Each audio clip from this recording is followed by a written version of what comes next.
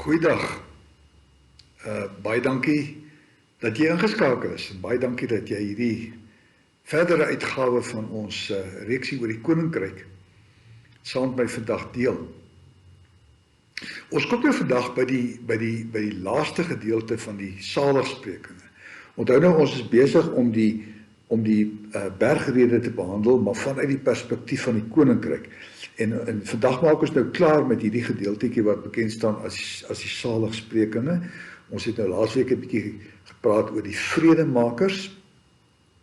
En vandag praat ons dan nou oor die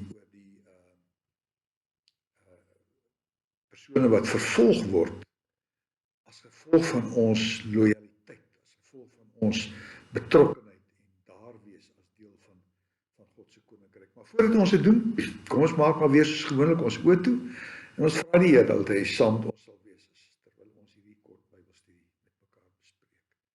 Here, baie dankie dat u woord vir ons lewendig is. Dankie dat ons vanuit u woord 'n lekker handleiding het van wat u verstaan van die koninkryk en hoe dat u wil hê dat ons as u kinders, as u burgers van die koninkryk ook met u koninkryk moet omgaan, hoe dat ons in ons ingesteldheid, in ons hartsingesteldheid teenoor die koninkryk moet wees en ook hoe dat ons in die koninkryk moet optree.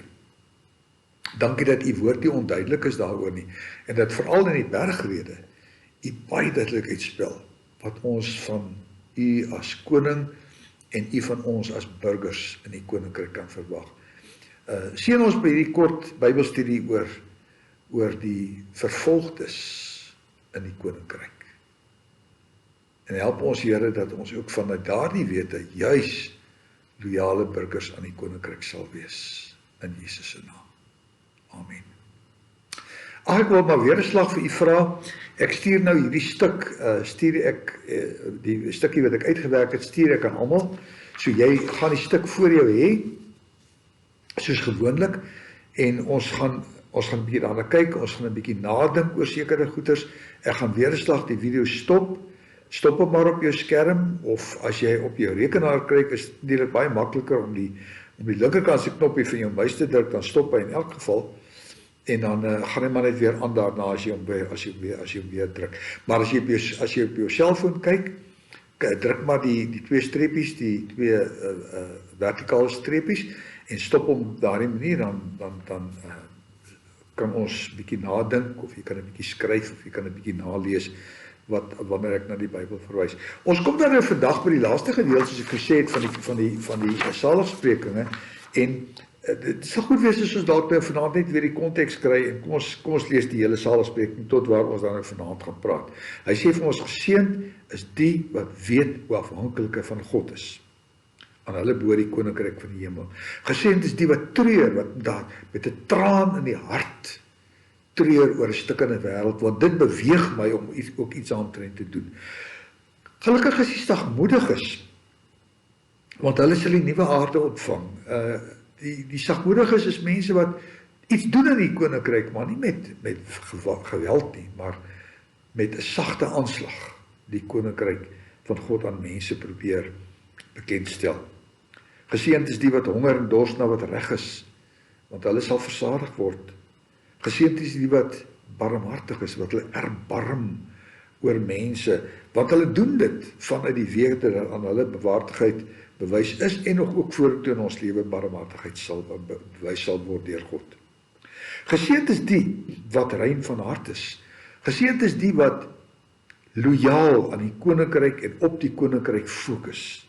Nie met 'n verdeelde hart nie, maar met 'n onverdeelde hart. Geseënd is die vredemakers, wat te midde van moeilike omstandighede soos die waarin ons op die oomblik bevind, nog steeds vrede kan leef. Vanuit 'n hart van vrede kan optree teenoor mense en kan praat oor mense en met mense, omdat ons vrede by God gevind het. Vandag dan nou, geseënd is die wat vervolg word omdat hulle doen wat reg is, want aan hulle behoort die koninkryk van die hemel. En dan brei 'n bietjie uit daarop. vers 11 en 12. Hy sê, geseënd is julle wanneer die mense julle ter wille van my beledig en vervolg en valslik al wat sleg is van hulle sê. Wees bly en verheug julle daaroor, want julle loon is groot in die hemel. Hulle het immers die profete voor julle ook so vervolg. Julle is nie die eerstes wat in die koninkryk vervolg sal word, sê Jesus. Geseënd is die wat vervolg word. Ek wil hê, jy moet 'n bietjie gaan nadink. Jy kan sommer hierso nou dadelik afsit as ek nou daar is. Dink 'n bietjie na oor die vraagie, watter tipe vervolging het jy al of neem jy waar wat gelowiges ervaar in Suid-Afrika terwyl hulle van hulle geloof in Jesus Christus? Watter tipe van vervolgings ervaar mense in Suid-Afrika? Want ons lewe nie in lewensgevaar nie, oor ons geloof nie. Kom ons kyk 'n bietjie in die tweede plek na Matteus 16, vers 24, waar Jesus sê, as iemand agter my aan wil kom, moet hy homself verloon, sy kruis opneem en my volg. As iemand my wil volg, dan sal hy homself moet verloon. Hy sal sy kruis van disippelskap, van volgingskap moet opneem en my volg, sê Jesus. Skakel af dan, dink jy so 'n bietjie daaroor na. Maak 'n paar notas vir jouself en sê bietjie vir jouself, wat ervaar ons, of wat neem jy waar van mense, en wat 'n prys kan volgenskap van Jesus Christus ons as gelowiges kos.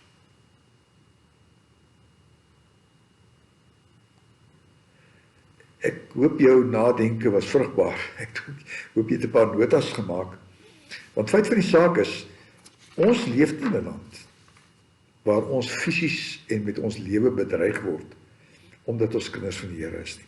Glad nie. Ons lewe in 'n godsdienstvrye land, waar ons relatief vry is om te sê wat ons wil. Ons kan ook nie sê wat ons wil nie, want 'n mens sê nie net wat jy wil nie. Mens word beperk in dit wat jy ook in jou vryheid van spraak mag sê. Maar die dinge wat jy uit oortuiging as gelowige in die wêreld doen, is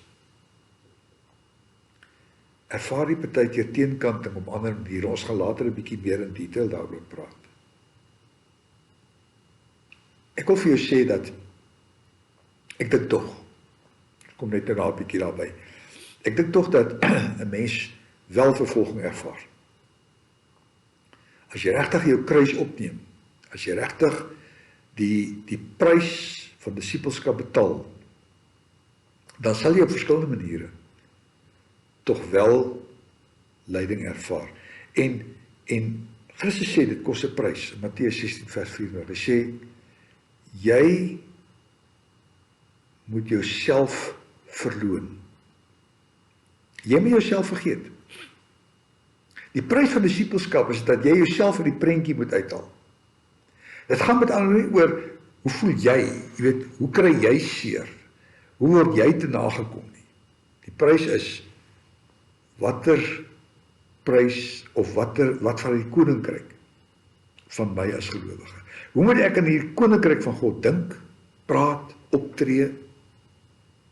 Dis die prys wat jy betaal, is dat jy jouself verloor. En dat vir jou volledig gaan oor die koning van die koninkryk en sy wil en sy geregtigheid. Dan sê Jesus, sal dit jou waarskynlik 'n kruis kos. En dan moet jy daai kruis opneem en my volg. Want jy lei nie hierdie goed op jou eie nie. Dis eintlik ek wat dit lei, sê Jesus. Jy moet net agter my aanstap. Ek wil 'n paar opmerkings maak oor hierdie spesifieke saligspreking. Kyk dit maar in die stuk, jy sal dit daarin volg. As Jesus 'n toets stel aan die burgers van die ryk oor die erns daarvan, sê Jesus, is jy bereid om te ly ter wille van die koninkryk? As jy nou na al hierdie goed kyk, jy weet, om my volledig te vertrou, om te treur oor 'n stuk in die wêreld, om 'n sagte aanslag te hê en dit nogtans te doen, om barmhartig te wees, om uit te reik na die wêreld, ten spyte van die feit dat jy partykeer haat, sê Jesus. Dit opgesom, sê Jesus, dan kos dit prys. Die vraag is, sê hy die saligspreking, is jy bereid om dit te doen? Nou sê 'n bekende teoloog vir ons, 'n mens kry twee soorte volgelinge van Jesus.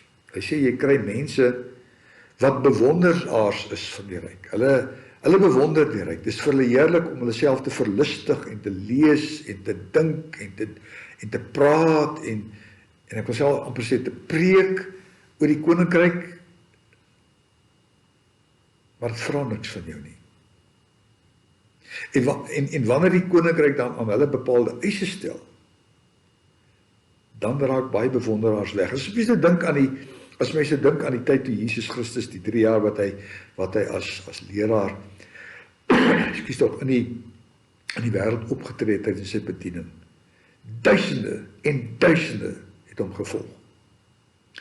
Maar toe dit op die punt kom dat hy die prys moes betaal, het hulle almal gevrees vir hulle eie lewe. Selfs sy binnekring het gevrees vir hulle eie lewe en weggeraak. Petrus het hom verloon. Judas het hom verraai. Ander het so van ver af gevolg. Leerlinge van jy kry bewonderaars van Jesus wat nie regtig die prys betaal nie. Dan kry jy leerlinge van Jesus. Hulle is bereid om meer te doen as net belangstelling. Hulle doen meer as net bewonder. Maar hierdie laasgenoemde groep, hierdie leerlinge van Jesus, is nie nog nie disippels as nie bereid is om die prys te betaal nie, sê Jesus. Want om my te volg kos iets. Dit vra 'n prys. Kom ons dink 'n bietjie na oor Matteus 7 vers 21 tot 24. Matteus 7 vers 21 tot 24. Daar staan: Nie elkeen wat vir my sê, Here, Here, sal in die koninkryk van die hemel ingaan nie, maar net die wat die wil van my Vader doen wat in die hemel is. As jy baie wat daai daar vir my sal sê, Here, het ons nie gepreek in die naam nie, het ons nie wonderwerke gedoen in die naam nie, het ons die duiwels geeste uitgedryf in die naam nie, so Jesus vir hulle sê, ek julle nooit geken nie, want julle het nie die koninkryk gedoen nie.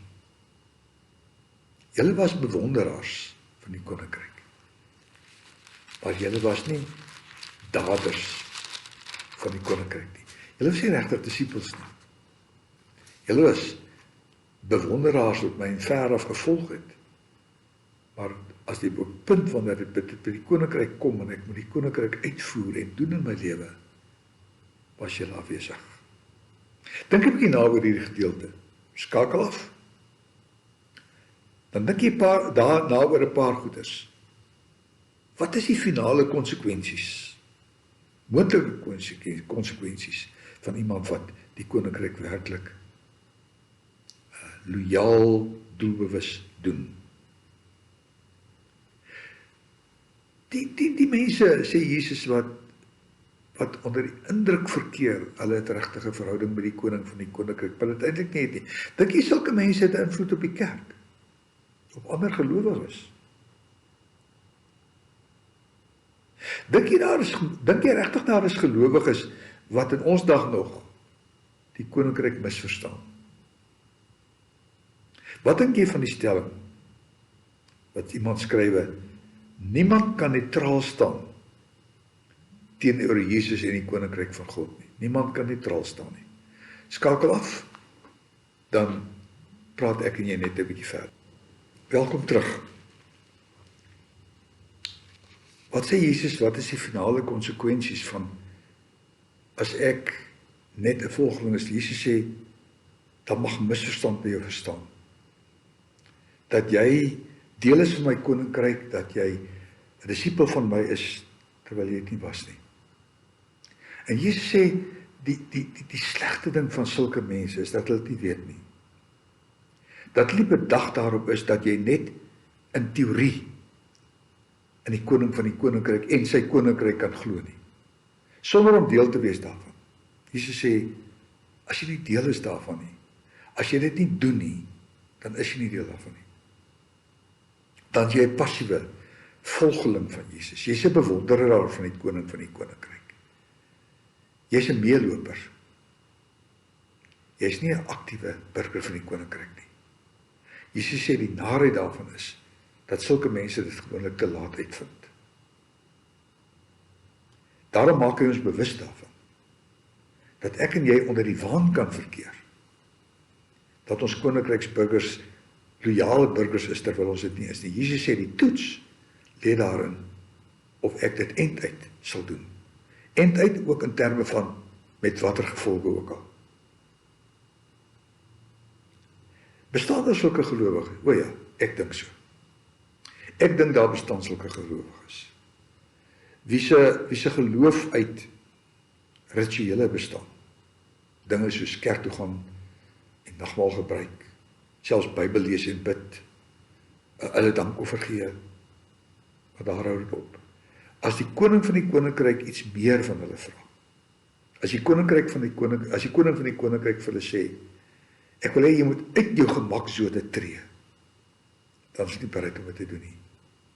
Sulke mense is gewoonlik die mense, as jy vir hulle vra, maak vir my 'n lysie van die prioriteite in jou lewe, die werklike prioriteite wat saak maak vir jou, dan sal jy waarskynlik agterkom dat die koning en sy koninkryk redelik laag op daardie lysie is. Hulle eerste prioriteite sal hulle gewoonlik dinge, die dinge wat vir hulle belangrik is. Maar die koning staan nie bo aan nie. Hy staan waarskynlik, as hy by die lysie is, waarskynlik onder. Sulke mense het 'n verlammende invloed op die kerk. Sulke mense het 'n verlammende invloed.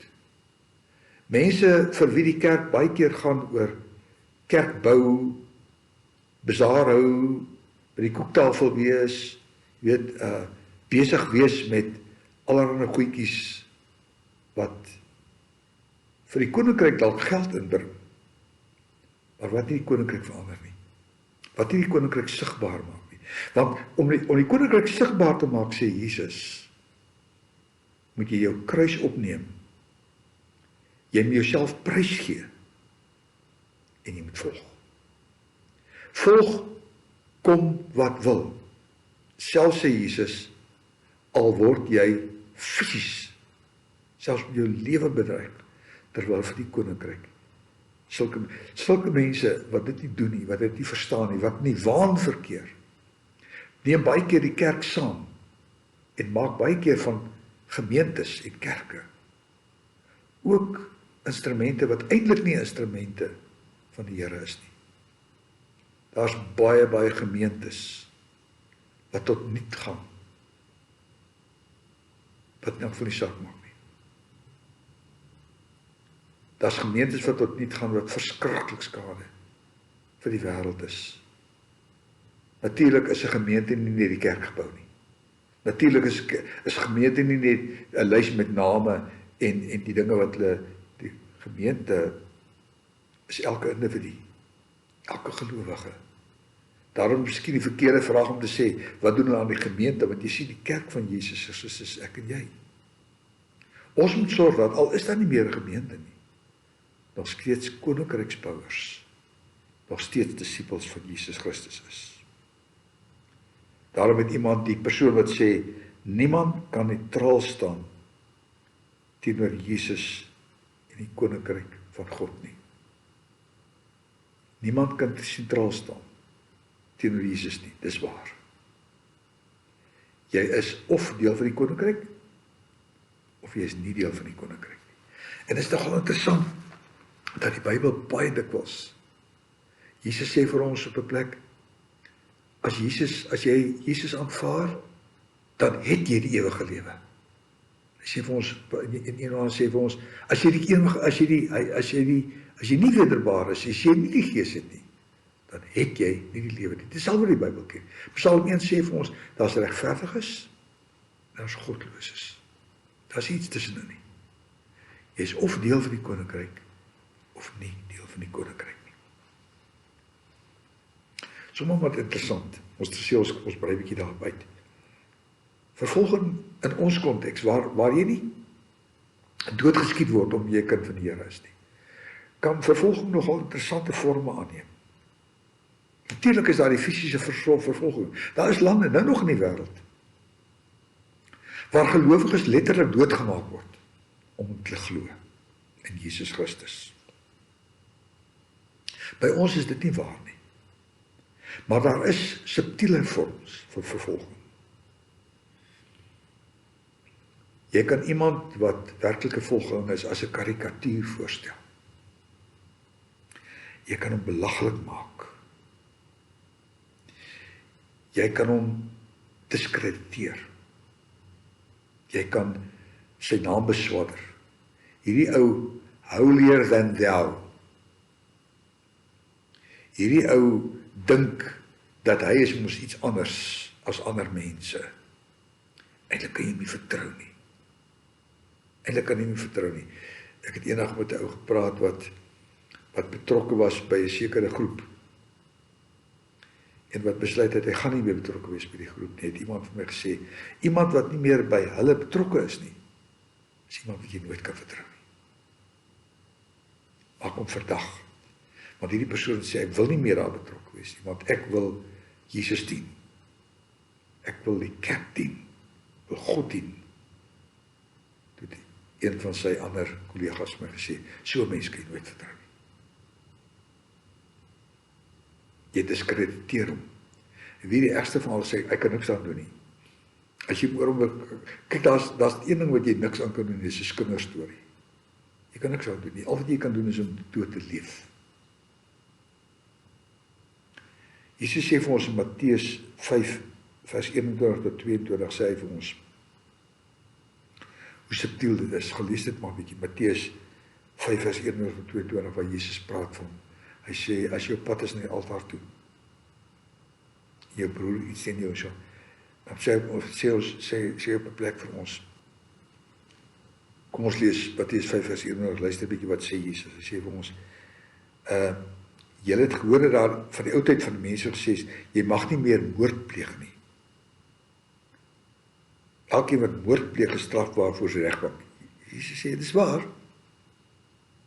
Maar ek sê vir julle, elkeen wat vir sy broer kwaad is, elkeen wat hom uitstel vir 'n gek, ou verstaan, vertaling staat, wat vir hom sê raka, wat vir hom sê jy is 'n idioot. Jesus sê, jy het so 'n persoon klaar gediskrediteer. Jy het klaar sy naam sleg gemaak. Jy het klaar gemaak dat mense hom nie vertrou nie. Eintlik sê Jesus, jy moord gepleeg. Hoekom? Want jy sien, jy dalk 'n disipel van Jesus. Jy dalk 'n koninkryksburger op die manier geëlimineer. Jy het sy gesag ondermyn, jy het sy autoriteit ondermyn, jy het gemaak dat sy woord nie meer aanvaar word nie. Jesus sê eintlik, het jy hom vermoor, ook vir die koninkryk. Eintlik het jy hom ook vir die koninkryk geëlimineer, want mense gaan hom nie meer glo nie. Die vraag is, hoe wesentlik is vervolging ten opsigte van ware geloof? Wat daarvan as jy geskiedenis in jou omgewing jou eintlik net op 'n manier goed behandel, jy voel nie regtig vervolging nie. Dr. Burger wat hier oor geskryf het, sê vir ons, aan die een kant, hoef 'n mens nie vervolging te gaan soek nie. Jy hoef nie vervolging te gaan soek om vervolg te word nie. Maar aan die ander kant sê hy, is die gevaar ook, dat jy dink, vervolging is nie noodwendig dan nie. Dis nie noodwendiglik vervolg sal word nie. Ek het 'n bietjie oor die vraag gaan nadink. Die slotsom waartoe gekom het ek hier neergeskryf. Ek het gesê, ek dink daar's 'n beter ingesteldheid vir een. Jy hoef nie vervolging te gaan soek nie. Moet ook vir geen oomblik dink dat vervolging nie 'n realiteit is nie. Ek het hier geskrywe, daar's 'n beter ingesteldheid. Moenie na vervolging gaan soek nie. Streef, moenie na vervolging gaan soek nie. Streef bloot daarna om onverdeeld lojaal aan die koninkryk te wees. En doen wat hy van jou sê. En weet wat? Ek het nogal die idee dat daar dikwels iets van vervolging, hoe subtiel ook al, op jou pad gaan kom. En dan sê Jesus vir jou, moet jy jou kruis opneem en my volg. Ek hoop hierdie gesprek het vir jou iets beteken. Ek hoop jy geniet hierdie stukkie selfstudie, want ek gaan nou vir jou vra. Ek gaan vir jou tuisopdrag gee. Wat ek nie gaan kontroleer nie, is ook nie eksamen nie, niemand gaan vir jou weer vra nie. Maar skryf 'n bietjie vir my, gaan bietjie dan, gaan skryf jy 'n bietjie, lees weer 'n slag die saligspreking 'n bietjie deur. Dan skryf jy net 'n paragraaf, nie 'n lang opstel nie, sommer net 'n paragraafie, wat begin met 'n sinnetjie, wat sê, ek strewe, want Jesus het ons op 'n plek gesê, span jou in belang van die koninkryk. Dus sê, ek strewe na die koninkryk van God, en sy geregtigheid, want, as dit jou ingesteldheid is, as jy besluit, jy gaan vir die koninkryk strewe, jy gaan jou inspann om die koninkryk van God te doen. Hoekom? Ek strewe na die koninkryk van God. Want. Geniet dit. En 'n lekker dag vir jou verder.